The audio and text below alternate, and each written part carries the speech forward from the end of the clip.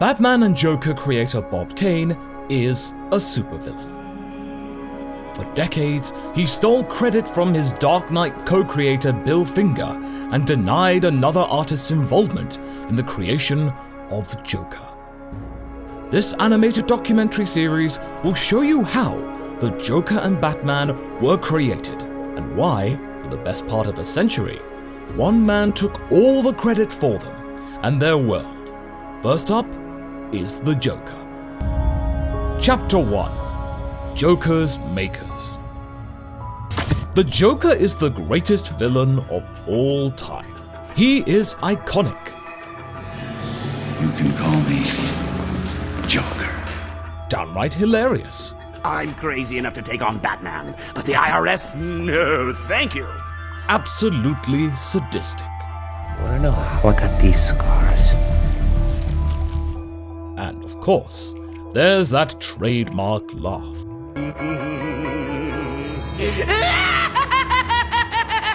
This isn't by accident. In fact, it is the whole intent. Joker co-creator Jerry Robinson envisioned him as Batman's arch nemesis and wanted him to be exotic. Joker had to stand out. He could not be another bad guy of the week. Google who made the Joker, and you'll see writer Bill Finger, artist Jerry Robinson, and cartoonist Bob Kane. That's correct. But for decades, only Bob received official credit in the movies, TV, and video games.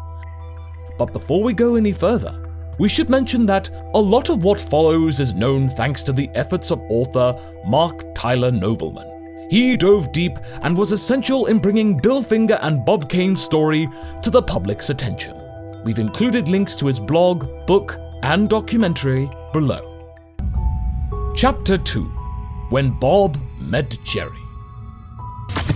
Batman begins with Bob and Bill, but the journey to Mr. J starts in the summer of 1939.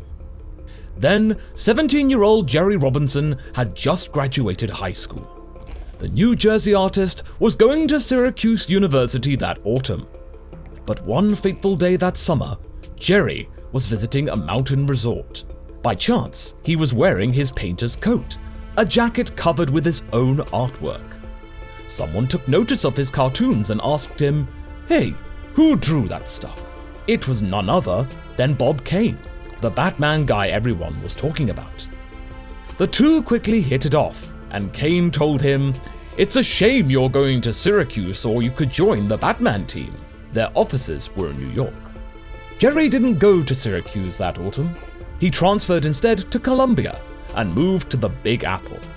The teenager began working for Bob and quickly established himself as a fine artist. The work he did then would go on to define some of pop culture's most recognizable characters, including Batman's closest allies and his greatest enemy. Chapter 3: Jerry's Jester. Jerry, Bob, and Bill all tell different stories about how the Joker was made.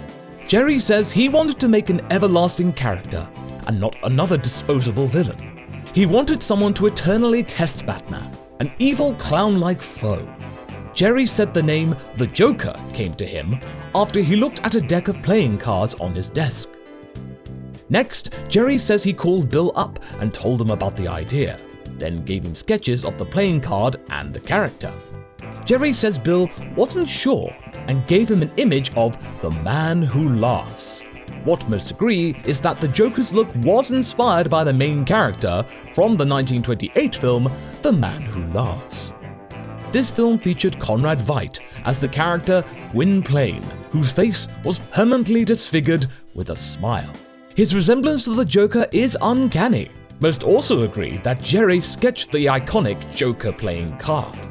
Speaking in an archived 2009 interview with Rocket Llama, Jerry said, "The concept was mine. Bill finished that first script for my outline of the persona and what should happen in the first story. He wrote the script of that, so he really was the co-creator, and Bob and I did the visuals, so Bob was as well." Bob Kane, however, refutes that completely. Chapter 4: The Clown, Bob, and Bill. Bob says that it was him and Bill who made the Joker, and that Jerry only contributed the playing card. He says that Bill showed him an image of the man who laughs and said, "Here's the Joker."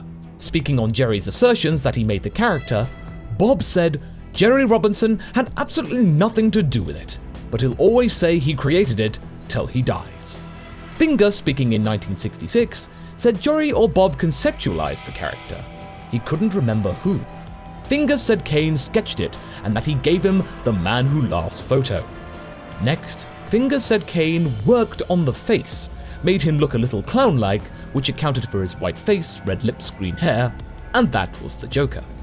Finger doesn't point to who originated the idea, but he does cite Kane as the man who drew what the Joker would become, but there's actually more to Finger's contribution. It's been reported that he drew partial inspiration for the Joker from a smiling figure at Steeplechase Park in Coney Island, Brooklyn. Looking at photos of this, it's easy to see why. So that's it? Case closed? Well, not exactly, Mystorians. Chapter 5. Bad Credit. So how did Bob Kane get all the credit for the Joker? This is because when he sold ownership of Batman, he negotiated a byline with DC Comics that would compensate him and credit him as the creator of Batman in the comics and all other future media.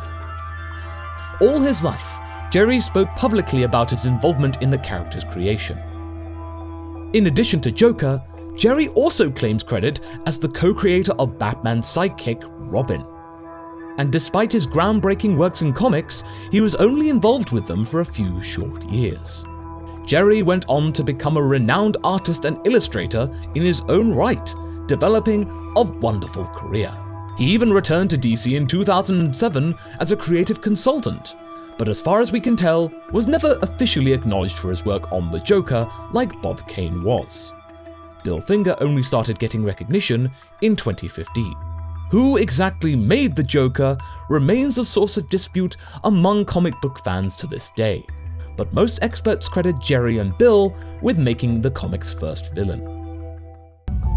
Chapter 6. Beyond the Clown. Since his initial appearance in 1940, the Joker has gone on to be a worldwide phenomenon. He is arguably just as popular as Batman. The Clown Prince of Crime has been played by Cesar Romero in the 1960s, Luke Skywalker actor Mark Hamill in the animation and video games, legendary actor Jack Nicholson in 1989's Batman, Jared Leto in 2016's Suicide Squad, and who could forget the late Heath Ledger, who won an Oscar for his portrayal of the character in 2008's The Dark Knight. I thought my jokes were bad. This October, he's set to get his own film simply titled Joker, with Joaquin Phoenix this time donning the clown makeup. But despite all the success of Joker, Jerry says it wasn't his best work. He said, "I did 32 years of political cartoons, one every day for 6 days a week. That body of work is the one I am proudest of. While my time on Batman was important and exciting and notable considering the characters that came out of it, it was really just the start of my life." Jerry died in 2011 and, by all accounts, enjoyed a good life. Bob's reputation, meanwhile, only grew and grew, and after the 60s Batman TV show, he became a star, living a life of luxury until 1998. And while he thrived, the Joker's other maker, Bill Finger, deteriorated. In the next video, we'll delve into the tragic story of Bill Finger. Here's a sneak peek to hold you over until then. Bob's initial idea of Batman included a man in a red jumpsuit, a domino mask, and bat wings. When he called in Bill for his take, Bill had him change everything. Bill suggested adding the cowl, the gauntlets, gloves, and then making the suit darker. Bill helped Bob make Batman the hero the world knows and loves. And did you know, Bill actually named the iconic Gotham City after a jeweler's. Speaking in the Steranko History of Comics, the writer said, "Originally, I was going to call Gotham City Civic City. Then I tried Capital City, and then Coast City. Then I flipped through the New York City phone book and spotted the name Gotham Jewelers and said, 'That's it, Gotham City.' We didn't call it New York because we wanted anybody in any city to identify with it. Do you want to see more of this sort of thing? Stories of comic creators? Is there something we missed? Write us a comment and tell us below. Also, check out our documentary on when Shazam was Captain Marvel. And if you like this, you'll love that.